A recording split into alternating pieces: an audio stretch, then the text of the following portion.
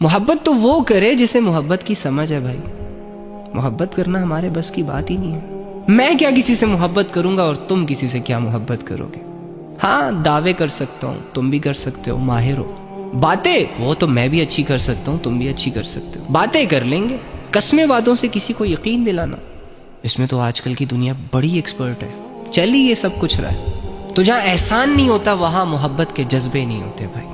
وہاں پسند ہو سکتی ہے, وہاں لذت ہو سکتی ہے, وہاں مطلب ہو سکتا ہے, مفاد ہو سکتا ہے. چلو تم لڑکیوں سے میں ایک سوال پوچھتا ہوں, یہ جتنے بھی تم لوگوں کو یہ لمبے چوڑے اور گورے شورے لڑکے پسند آتے ہیں, کیا احسان ہے ان کا آپ پر سوائے میٹھی میٹھی باتوں کے, سوائے کال پہ ہائے ہیلو کیا حال ہے کیا ہو رہا ہے, ان دو چار باتوں کے علاوہ کیا ہے کیا؟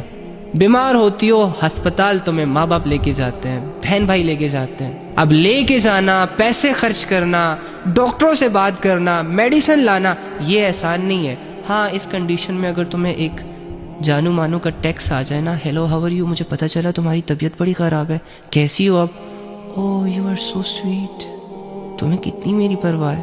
ابے پرواہ نہیں ہے, تو ٹھیک ہو تجھے بتائے گا, پارکوں میں بلوائے گا.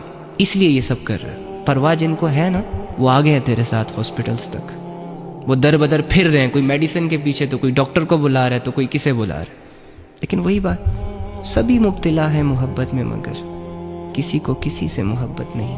اب یہ ساری مثالیں تو آپ کو ایک بات سمجھانے کے لیے تھی. آپ کی ساری محبتوں کا اصل حقدار تو اللہ ہے, جو کہتا ہے فَبِأَيِّ آلَاءِ رَبِّكُمَا تُكَذِّبَانِ, کون کون سی نعمت جھٹلاؤ گے, کس کس سے منہ پھیرو گے.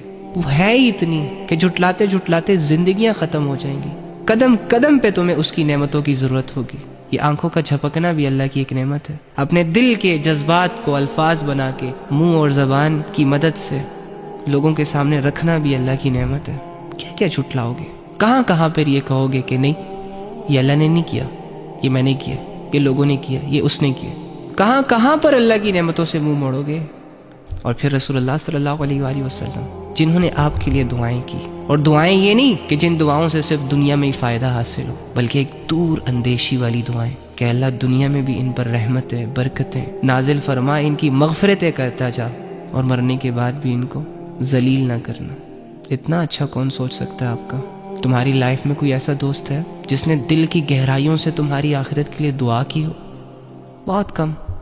ایکچولی میں اصل محبت کی شروعات ہی احسان سے ہوتی ہے.